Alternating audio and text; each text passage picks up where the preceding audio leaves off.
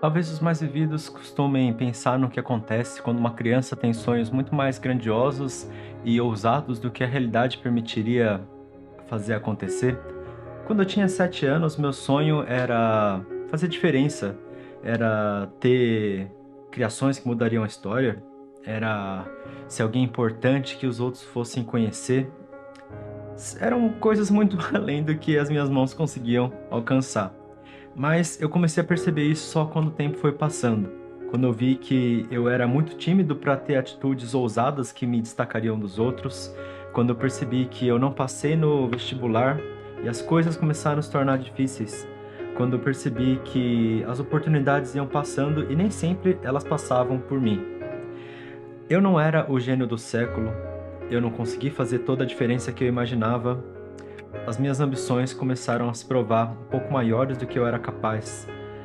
E o pequeno castelo que era dos meus planos, dos meus sonhos, eu achava que não era tão grande, mostrou-se que era grande demais para eu tentar manter e construir, que alguma hora ele iria ruir.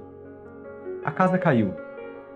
Onde será que eu estava apoiando todos esses planos, esses sonhos, a minha vida? Eu estava apoiando em mim mesmo, nos meus próprios esforços, no meu diferencial para tentar fazer alguma coisa cumprir e no final das contas elas ruíram. Mas olha só o ensino de Jesus. Ele diz: quem ouve minhas palavras e as pratica é tão sábio quanto uma pessoa que constrói sua casa sobre rocha firme.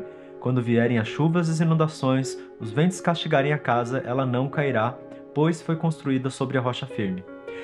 Todos os meus planos e as coisas que eu estava tentando fazer ruíram, porque não era firme a rocha com que o plano onde eu estava tentando construir não era uma rocha. Se eu tivesse pensado na palavra de Deus desde o começo e tentado fundamentar a minha vida nos ensinos de Jesus, o fundamento ia ser diferente. Os tijolos com que eu iria construir minha casa seriam diferentes. Eles seriam rocha, eles seriam inabaláveis. A casa poderia ter um formato muito diferente do que eu imaginava. Poderia não ser tão bonita, tão alta, tão colorida, ou talvez até como eu imaginava que um castelo de cartas poderia ser, como um plano, como um sonho deveria ser. Mas quando eu percebi que eu não nasci para ser o gênio do século, mas eu nasci para ser bênção discreta de Deus, onde quer que Ele me enviasse, eu percebi a beleza que era o plano do Senhor, a beleza que era ter uma casa na habitação celestial, do que simplesmente buscar um castelo de cartas inacabado. Mesmo que eu tentasse diminuir meus sonhos, mesmo que eu tentasse me contentar com alguma coisa pequena, em algum momento ela também iria ruir. Onde você tem apoiado os seus sonhos? Onde você tem apoiado os seus planos?